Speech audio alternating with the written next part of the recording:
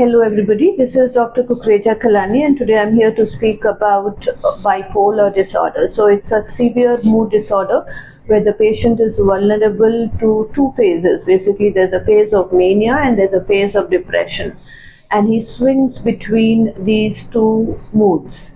So that's why it's very difficult to handle such patients. So if it is a mild variety, it's fine. It can be handled with family support and counseling. But if it is a severe problem, then definitely he needs medication. Now, what is the cause of bipolar disorder? It is something to do with the genes. So it is found in the genetic code. It could be also hereditary. Secondly, it is the biological cause, that is imbalance of neurotransmitters. Thirdly, if the child has witnessed some trauma episodes during the childhood phase where he is quite confused and he is not able to process or analyze a subject, and there's a lot of suppressed feelings. So this also makes the child more vulnerable to the bipolar disorder. Now, what is the phase of mania? When we talk about mania, it's basically to do with thoughts of grandiosity.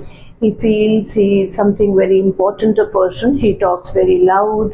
He talks about business. He's prone to accidents. He's also prone to substance abuse because of the high mood. He gets into wrong company and all sorts of negative things. Now, what is a low phase? So it's a phase of depression where he feels very depressed, no love for life, loses interest in work, and there are thoughts of suicide as well. Now, what is the treatment options here? Medication is essential.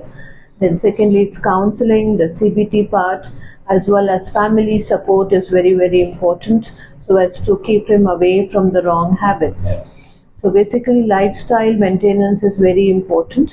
That the sleep pattern has to be regulated, good amount of proper food at the right interval.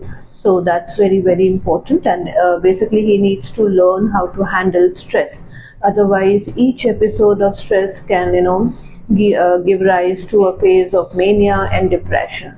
So this is all about bipolar disorder.